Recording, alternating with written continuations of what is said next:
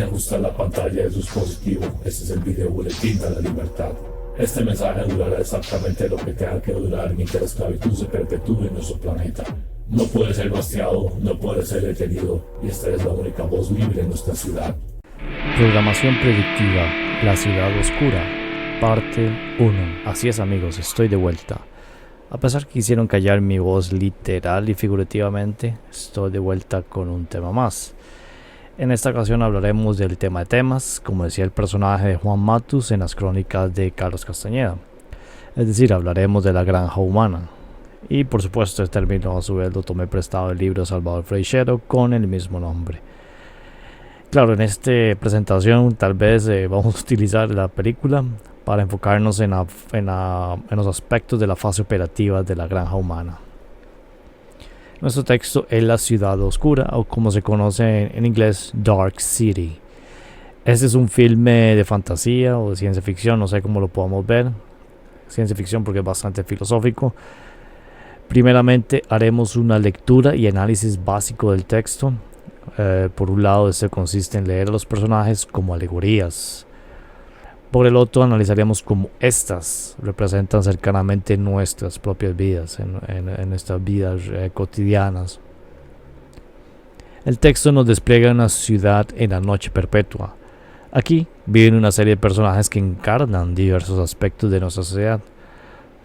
Su autor fue muy osado al presentarnos cara a cara la realidad de nuestra condición humana. Es decir, este nos presenta que la humanidad vive encarcelada en una oscura simulación holográfica.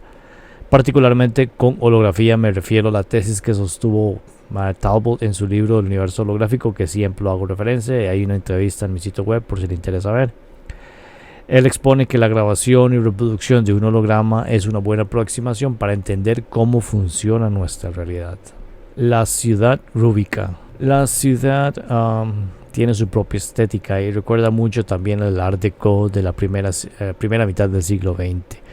Además, la vestimenta y tecnología recuerda como como la posguerra, la moda que uno vería en los automóviles, la forma de vestirse, recuerda un poco la posguerra, especialmente en Estados Unidos. No obstante, hay cierto aire o estética decrépita en esta. No es el boom que hubo en los Estados Unidos, la economía de los Estados Unidos, al contrario, es todo lo contrario. Las casas son viejas, todo está muy oscuro, la tecnología está como en decadencia, es un ambiente muy lúgubre. De hecho, más que una película ambientada en el pasado, más bien parece como si estuviéramos viendo un bucle en el tiempo, algo que se quedó pegado en el tiempo, y eso es parte del tema que tiene el texto. Esta recuerda como, más que todo en ese bucle que me refiero, como un momento en particular en la larga historia de la humanidad, un momento que se reprodujo, una era, una época que se reproduce una y otra vez. Más tarde aprenderemos que gracias a unos ciertos foráneos que vamos a ver en el texto, esta impresión no es fortuita. Esto que estoy haciendo, esta que nos transmite visualmente el texto, no es casualidad, porque de hecho la simulación, ellos en estos foráneos que estoy hablando, podría ser extraterrestres, pero no sé si serán realmente extraterrestres. Ellos tienen reuniones de cómo está funcionando esta ciudad, como la simulación que vamos a hablar más adelante, y ellos explican de que ya hay ciertos sectores que no funcionan al 100% o que están empezando a fallar. Entonces no solamente tenemos una tecnología en decadencia, sino que el mismo experimento que estamos viendo en pantalla ya no funciona o ya no tiene el mismo poder de ejecución que antes tenía.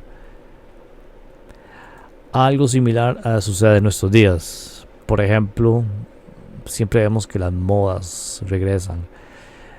De hecho, en estos días los jóvenes están volviendo a usar la ropa que yo usaba hace unos 30 años. Entonces me da risa porque los se visten como yo me vestía cuando yo era adolescente. Y de hecho estamos además viendo esas películas que las vuelven a hacer, o que las hicieron hace décadas, pero haciendo lo mismo pero diferente. Podríamos analizarlo de que es como el indicio de una cultura o una civilización que está en bancarrota, espiritualmente, culturalmente, emocionalmente. Eso es un síntoma. pero creo que más que todo es tratar de mantenernos este bucle o mantenernos atrapados en el tiempo, que realmente pasan los días, pasan los meses, pasan los años, pero nada cambia. Las mismas modas, las mismas películas, los mismos temas, las mismas distracciones, que ahora el celular tiene la pantalla más grande, que ahora se dobla a la mitad, que tenemos mayores consolas, que tenemos más Netflix, pero cambian la televisión por el Netflix, pero no hay una verdadera cambio en la mentalidad. Es como estar en este bucle, que nos quiere mantener en este bucle. Así que cada año tal vez las tendencias se acortan, y se acortan de meses a semanas, las noticias a días u horas, y ya casi que nuestra memoria va de hora en hora, cada instante, cada nueva idea, cada nueva tendencia, cada nuevo meme, que casi hasta un punto empezamos ya a repetir el mismo día una y otra vez, como de la película El Día de la Marmota. Bueno, este tema también lo estamos viendo en La Ciudad Oscura. El texto nos muestra que la realidad como tal es manipulada tal cual como una máquina o incluso un programa computacional, donde recuerdos, relaciones y estructuras son recreadas de la nada, las mueven de un lugar para otro, tanto personas como los mismos edificios en la ciudad. Todo es como un rompecabezas, como una maquinaria. Y de hecho, que este fotograma que estamos viendo acá es como una especie de la ciudad. En realidad es como un platillo volador o una nave espacial. Y debajo de la misma se encuentra toda esta maquinaria que es lo que mueve los hilos de la vida de las personas. Y literalmente podríamos decir que somos ratas de un laboratorio a gran escala. En ese experimento existe una constante, que son las relaciones interpersonales. Eso siempre lo vamos a ver, y cuáles son sus efectos entre ellas. Lo que quieren estos foráneos es la gente reproduciéndose o teniendo relaciones entre ellos, cómo se comunican, cómo se comportan y cuáles serían los efectos ante cierto estímulo. Esa es como esa ganas de descubrir qué somos, mejor dicho. Además tenemos varias variables que serían las personalidades predispuestas en los sujetos. Sí, hay relaciones, que es la constante, pero la variable en el experimento es, aunque en vida pasada parecía un señor, que es una de las escenas, que se ve un señor y una esposa que se ven que son muy pobres y que tienen problemas económicos, y que tal vez pierda el trabajo el señor. Y en el afinamiento, en el tuning que dicen en inglés, en la siguiente vida, porque en un transcurso de sus vidas físicas tienen varias vidas que viven, en la siguiente vida ya son multimillonarios, con una casa gigantesca, con vida afluente, con una cena afluente. Entonces todo esto es lo que va variando. Lo que quieren es cómo la relación entre hombre y mujer, o estos dos esposos, cómo era antes de cuando se consideraban pobres y cómo será ahora que son millonarios. En resumidas cuentas, la humanidad está siendo víctima de ingeniería social por parte de unos seres venidos de afuera, porque no es que nos tienen ahí porque nos quieren mucho, simplemente quieren ver los resultados de nuestras relaciones, o los efectos de nuestras relaciones, o de nuestra sociedad, por así decirlo. John Murdoch es nuestro personaje principal.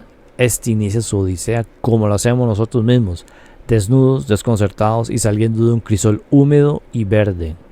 Bueno, nuestra mamá no era verde, pero el color verde representa, es volviendo a ese punto de la psicología, el color que más que una simple tonalidad tiene cierto significado, y dependiendo de la tonalidad así es su significado.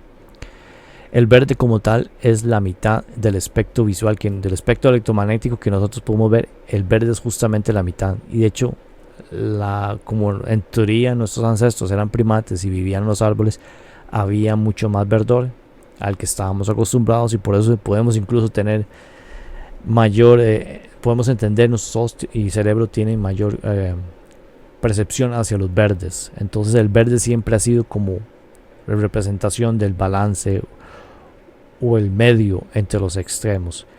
El color verde puede tener varios significados, como dije, dependiendo de su tonalidad. Por un lado, puede representar a la naturaleza o a ese aspecto de vida, que podría ser nuestras madres o la misma naturaleza, como mencioné.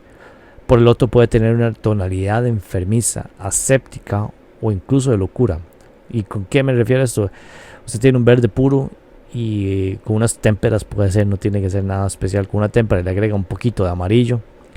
Ya el verde puro, el verde que teníamos como ese balance o esa armonía, usted lee los libros de psicología del color o teoría del color, eso ya se considera como enfermizo, y dependiendo cómo sea un fotógrafo o un cineasta, puede utilizar esas tonalidades para entregar un mensaje emocional sin tener que decir específicamente esto significa esto. Esa es la razón de por qué los cineastas utilizan y colorizan sus textos. Particularmente en este fotograma que estamos viendo, que es como inicia él, este verde, a pesar de ser verde y entonces en el mundo en que nace, tiene una tonalidad enfermiza, se ve sucio, se ve oscuro, ya tirando verde musgo, pero no porque era el color que era original, sino porque está tan viejo y tan reutilizado y tan decadente, que es parte de la realidad en la que se vive. Entonces venimos a este mundo ya con una naturaleza deficiente, o el hecho de tener una simulación hace que la naturaleza caiga en decadencia, o creamos un efecto nocivo en la naturaleza. Mejor dicho, la colorización en postproducción utiliza la psicología del color, como mencioné, para transmitirnos que el verde original se ha perdido para dar lugar a la decadencia, que es lo que es una habitación vieja, que es donde nace Murdoch. Y de nuevo es repetir esa idea que la simulación o este experimento o esta maquinaria o esta ciudad se va reduciendo su rendimiento para funcionar. En este crisol despierta John. De hecho, estamos viendo aquí que además el crisol tiene sangre, y algunas mujeres, ciertas partes físicas son dañadas durante el parto y puede salir sangre. Entonces es un acto de vida, es un acto doloroso para muchas mujeres, y no para decir para todas, donde puede haber sangre incluida. Entonces en este crisol, en estas aguas primordiales, es que llega el Murdoch a nuestro texto. Y sí, yo lo interpreto que este es su nacimiento, es como llega a esta vida que le acaba de tocar. No obstante, él ya es un adulto, no es un recién nacido. Por ende, a pesar de no tener recuerdos, sabe leer, sabe vestirse, cómo medirse la ropa, e incluso en un momento dado se le cae como una pecera y recoja el pececito y lo pone en la bañera. O sea, tiene conocimientos, pero no sabe quién es él mismo, sabe cómo desenvolverse en el mundo, incluso puede tener hasta estas memorias falsas, pero él no sabe lo más importante, quién es él mismo. Murdoch es presentado con una serie de objetos que le dicen quién es él, quién es su familia, de dónde viene y cuál es su posición en el mundo. En otras palabras, esta escena representa nuestras propias vidas. Venimos a este mundo, pero no es la primera vez que lo hacemos. De hecho, la mayoría de las veces ya somos seres adultos, espirituales, mas nos hemos olvidado por qué estamos aquí y de dónde venimos. Igualmente nos presentan con un pasado o ascendencia que no tenemos manera de verificar si es cierta, ¿no? Nos dicen que es que esta es la historia, así surgió la humanidad, que descendemos de un tronco específico de simios antropomorfos, y dentro aparecieron los homínidos, y entre los homínidos aparecieron, no hablan ni de hibridación, que ya hemos estudiado anteriormente, ni mutaciones, ni intervención para modificar el acervo genético de la humanidad. No hablan de eso. Nos dicen que somos casi que animales, y como animales necesitamos ser tratados como rebaño. Ese tipo de cosas nos venden como esta falsa ilusión, este simulacro de historia o de vida o de personalidad, tanto en el pequeño, en el macro, como en el microcosmos. Nos fuerzan a jugar un papel o personalidad predefinida en esta sociedad, en esta simulación. Usted va a ser fulanito y va a ser carpintero, o va a ser esposo. Usted va a ser fulanita, va a ir a la universidad, va a ser una exitosa profesional. Puede tener lo que quiera sin que realmente se esfuerce por ello. Usted es sutanito, va a hacer esto y aquí y allá. Esa serie de personalidades que nos imponen o que la sociedad cree que debemos jugar, es más o menos esta simulación que estamos viendo en el texto. Claro, más tarde descubrimos que junto con Murdoch, porque vamos haciendo un viaje junto con el personaje, descubriéndonos qué pasa, cuáles son las reglas del mundo, y cómo él pasa de ser un tonto a ser el mago, el que es capaz de hacer un verdadero cambio en el mundo. Y descubrimos que todas estas ideas de qué somos y quiénes somos son mentiras, perpetradas y hechos parte de la variable, como mencioné anteriormente, de este experimento a gran escala. John Murdoch inmediatamente luego de despertar descubre que hay un cuerpo, hay una muchacha fallecida en la misma habitación que él acaba de nacer. Ellos siempre se presentan como mujeres muy hermosas, las víctimas. Y parte de la trama de la película es cómo a Murdoch lo quieren inculpar de un asesinato que él no cometió. Además lleva las marcas rituales de la espiral. La muchacha siempre que se encuentra muertos viene con estas marcas rituales marcadas en la piel. Entonces no solamente es un asesinato, sino un asesinato ritual, o hay cierto nivel de ritualismo. Esto se convierte en un símbolo esotérico que los personajes, no solamente Murdoch, que varios personajes tratan de entender.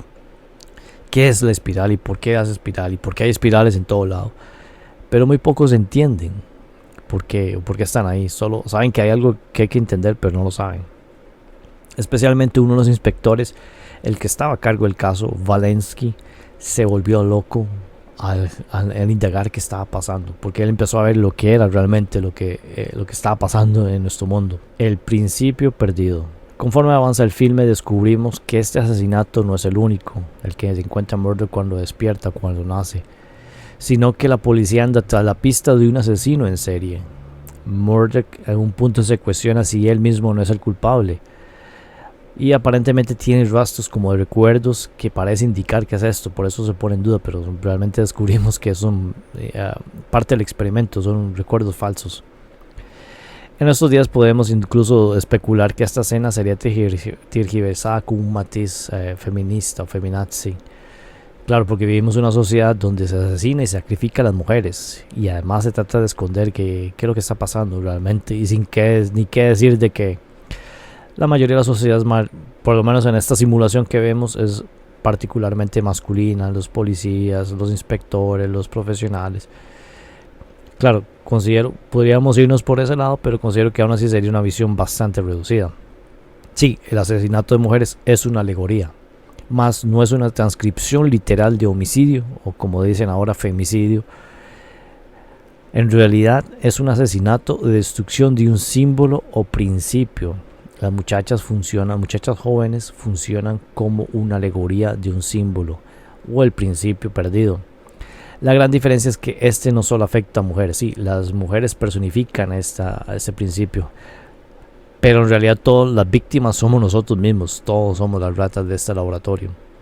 Al igual que en el texto, la humanidad no solo consiste de mujeres víctimas o de hombres victimarios. Querer ver todo en esa manera derivere e impera, divide y vencerá, de que las mujeres son las víctimas y nosotros los hombres somos los malos por tener testosterona.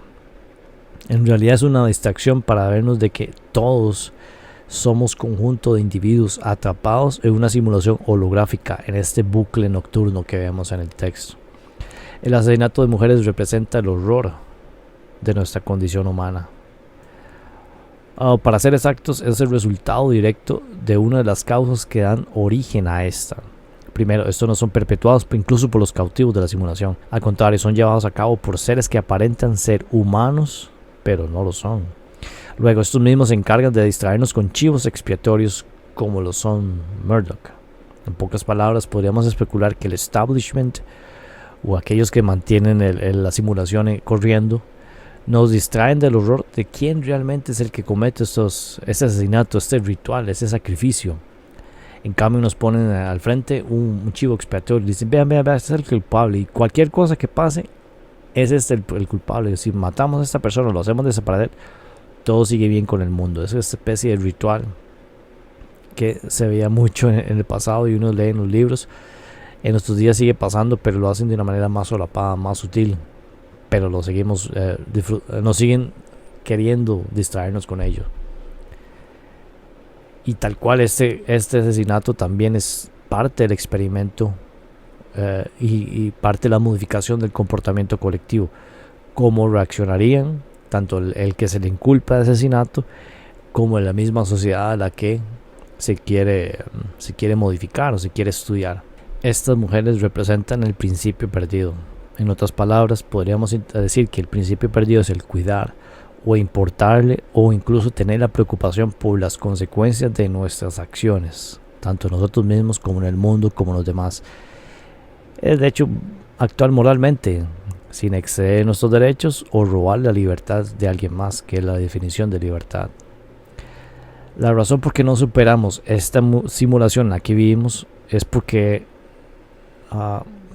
colectivamente no nos importa lo que pasa a nuestro alrededor. Específicamente vivimos concentrados en esta visión estrecha de que si el problema no me pasa a mí o a mis seres queridos, realmente nada pasa. Esa es la visión estrecha, como si no me pasa nada malo a mí, todo está bien, no me preocupo, qué dicha que no me pasó a mí. Esa es como esta idea de como uno en los programas del Serengeti, que dan esta idea de que si agarran al enfermo, al Mew enfermo, los leones, el resto del rebaño sigue bien. Yo no estoy enfermo, entonces no tengo nada que preocuparme. Es esta idea extraña que nos han metido en la cabeza. Por lo menos inventamos esta excusa para evadir en teoría la responsabilidad de lo que pasa. Particularmente en nuestro texto, a nadie le importa qué pasa en la ciudad. Todos saben que hay algo malo o que no calza. No obstante, todos duermen mientras las cosas relevantes suceden. Todos van corriendo de un lado a otro buscando este culpable, a John Murdoch. La falsa autoridad que es presentada por la policía y los medios informativos creen que manteniendo esta ley y este orden van a corregir la situación. En realidad no defienden ningún orden, ni mucho menos ni la verdadera ley de Dios. Realmente sirven para perpetuar el status quo, sirven para perpetuar una simulación estable, antinatural y pavorosa. Las mujeres asesinadas son una alegoría de cómo el principio perdido es asesinado o sacrificado con tal de perpetuar la situación. Por esta razón, la ciudad entera es oscura. Especialmente la oscuridad representa nuestra ignorancia. Recordemos que ignorar no solamente es no saber algo. Al contrario, saber que algo existe, que existe algo, que existe un conocimiento, una información o una persona, pero decidimos deliberadamente no saber nada al respecto. Okay. Y eso es en detrimento, la mayoría de las veces en detrimento de nuestra misma salud y los demás. Algo tan sencillo como, sé que comer tanto dulce me hace malo, pero si lo ignoro tal vez no me pase nada malo, no va a ser tan fatal. Es esta visión un poco infantil intelectualmente de que si escondemos la cabeza debajo de la almohada ya el problema no existe. Ingenuidad y rigidez contra la voluntad. En este complicado mundo del texto empezamos a conocer el resto de los personajes.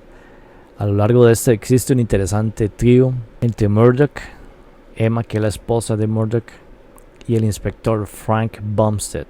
Aquí lo estamos viendo ustedes en este fotograma. Los cambios sustanciales solo suceden cuando estos empiezan a colaborar y relacionarse entre ellos.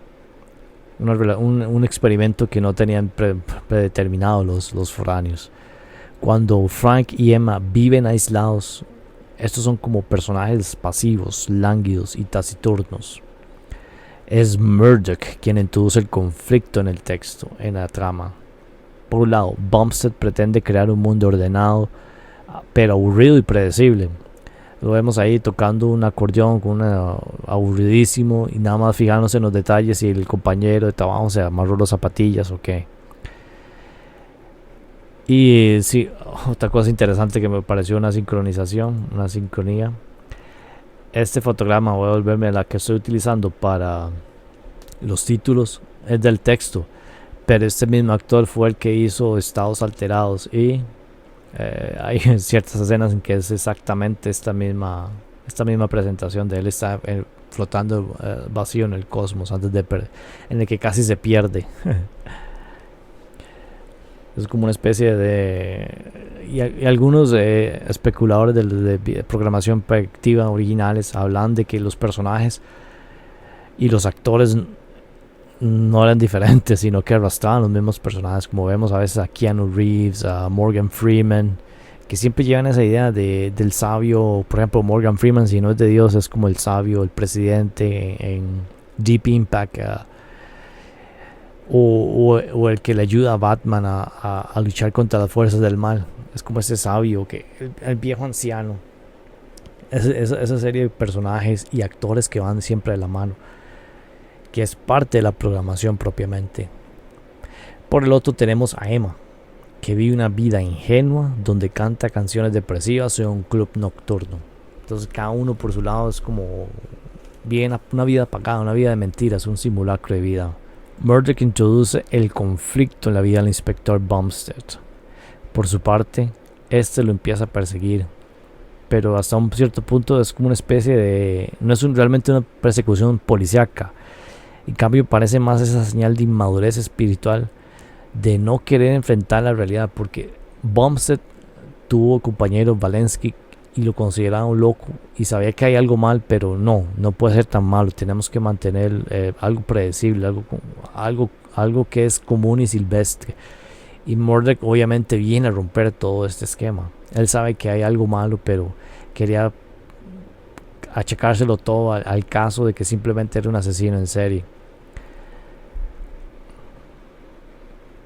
En este punto, en este fotograma, en esta escena, es Murdoch que le empieza a explicar la situación del experimento, pero el detective no le cree, se niega a creerle. Prefiere negarlo antes de volverse un loco, entre comillas, como su antiguo compañero Valensky. Realmente lo quiere encarcelar, no porque quiera arreglar o atrapar al asesino, simplemente quiere ponerle una tapa al problema, no resolverlo, simplemente esconderlo. Y eso sucede mucho en nuestra sociedad, tanto personalmente sino en general, que hay un problema y en lugar de enfrentarlo o corregirlo, lo enterramos en nuestra psique, en nuestra sombra colectiva, como decía Jung. Bueno, que eso pasaría a ser la sombra de nuestra psique. Y por ende Murdoch empieza a convertirse en esa sombra psicológica, tanto el inspector como la sociedad en general. Murdoch además agita la pasividad de su esposa, esta mujer taciturna que vive cantando canciones como de jazz o de blues en un bar. Esta vive ignorante de lo que pasa con su esposo. Esperó mucho tiempo para ir a reportarlo desaparecido y simplemente vivía, sí, es que seguro está enojado conmigo. Pero muy importante, ella sabía que Murdoch era inocente por su intuición y discernimiento moral, mejor dicho, perdón. Sin embargo, llevaba esta vida pasiva donde su situación o su vida se estancaba. Tiene esa capacidad por ver el bien, por diferenciar entre el bien y el mal, por una verdadera intuición, pero vive una vida pasiva, es como si no tuviera ningún don. Y ella tiene este trauma de que ella tiene una infidelidad que le dio vuelta le puso los cuernos, como se dice popularmente, a John Murdoch. Claro, eso era un falso recuerdo, parte de la misma simulación que están llevando a cabo los foráneos. Eso lo entendemos luego conforme avanza el filme.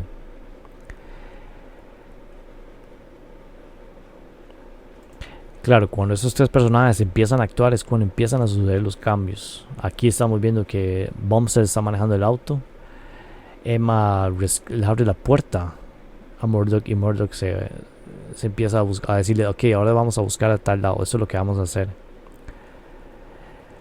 Y en este caso Murdoch representa esa alegoría, es una alegoría para representar la acción o la voluntad para hacer un cambio en el mundo. Sin una voluntad para hacer algo, para llevar a cabo una acción, se puede tener una muy buena idea, una buena solución, pero si no tiene la voluntad para hacer el gran cambio, para hacer el trabajo, es como si no existiera esa vida. Claro, en el texto literalmente vemos cómo él puede mover cosas o hacer aparecer puertas donde no existen a base de su voluntad. Tienen poder extraordinario que es la voluntad humana. No obstante, cuando éste actúa solo o como forajido, puede hacer muy poco, nada más puede escabullirse como tal cual un ladrón forajido, a pesar de que no es culpable. El único problema de Murdoch es ser diferente, traer al trasto la simulación. Ese es su único pecado. Segundo, Bumstead representa ese espíritu de masculinidad, de protección, estabilidad y seguridad, casi como una especie de figura paternal, el aspecto paternal en nosotros, la masculinidad sacra. El problema es que por sí solo él carece de la intuición o imaginación de Emma, porque Emma, pues ser cantante y ser tiene cierto nivel de creatividad, de intuición, que carece Bumstead. Así que no tiene esa intuición. Bumstead no tiene la intuición, la imaginación para buscar y enfrentar la verdad. Por eso lo trata de acallar, persiguiendo originalmente a Murdoch, tratando de enterrar el problema, sabiendo que hay algo malo, viendo a su propio compañero cómo quedó de loco al investigar los casos. Tercero, la esposa representa esa brújula moral para saber si alguien actúa moralmente o no. Todo el mundo quería atrapar a Murdoch a enterrar el problema, pero ella era la única que sabía que era inocente, a pesar de que realmente no se conocían. La relación era una mentira, los recuerdos eran falsos, nunca habían estado juntos. Sin embargo, ella sabía que él era inocente. Claro, ella carecía de la fortaleza por defender a esa brújula moral como era Bumstead, o incluso la acción o la capacidad de actuar como Murdoch.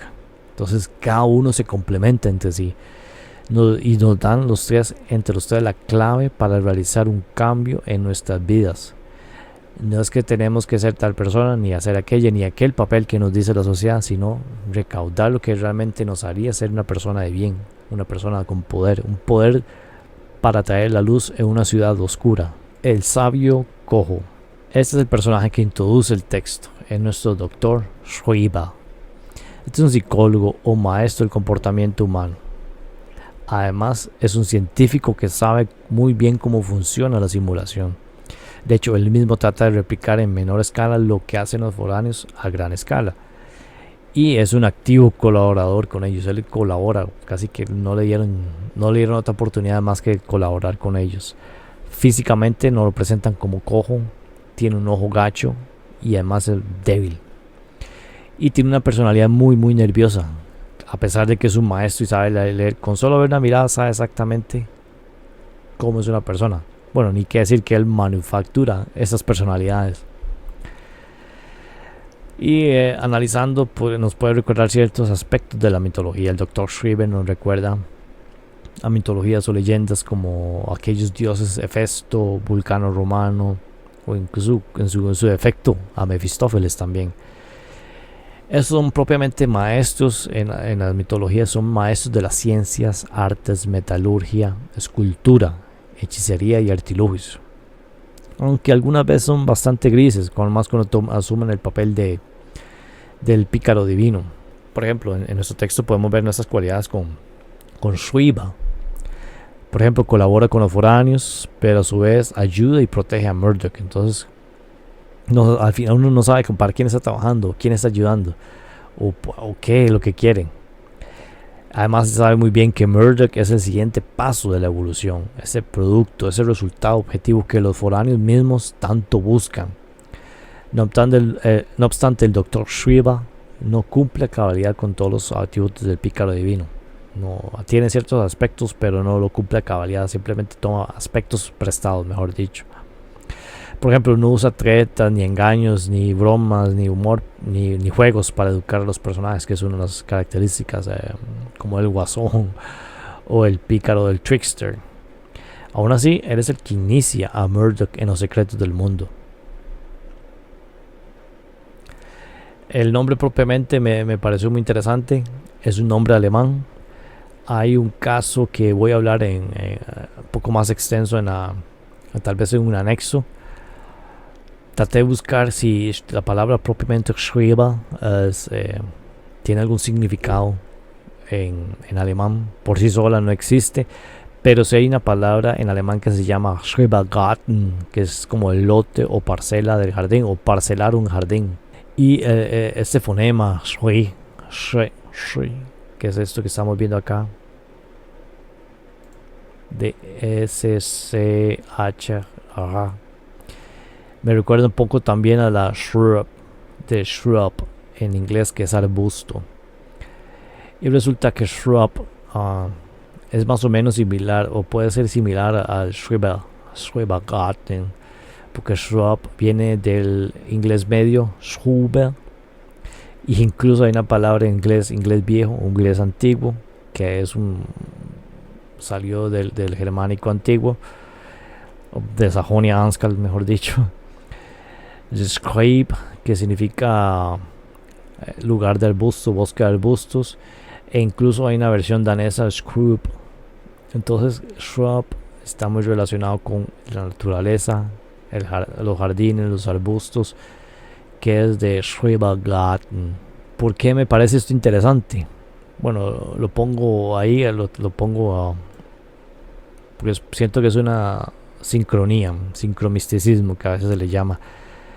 Y de hecho no es casualidad que pongan el nombre de Schreber cuando ya estudiemos el anexo. Porque estamos hablando de naturaleza, pero naturaleza dirigida. ¿Qué es lo que sucede con un jardín? Entonces Schreber es un jardinero, o mejor dicho, aquel que mantiene el jardín. El punto del jardín es interesante porque recordemos que en la antigüedad todo jardín que se preciara tenía su propio laberinto. E incluso Schreber tiene su propio laberinto en su laboratorio donde enseña a las ratas a cómo salir de esta, cómo superarlo.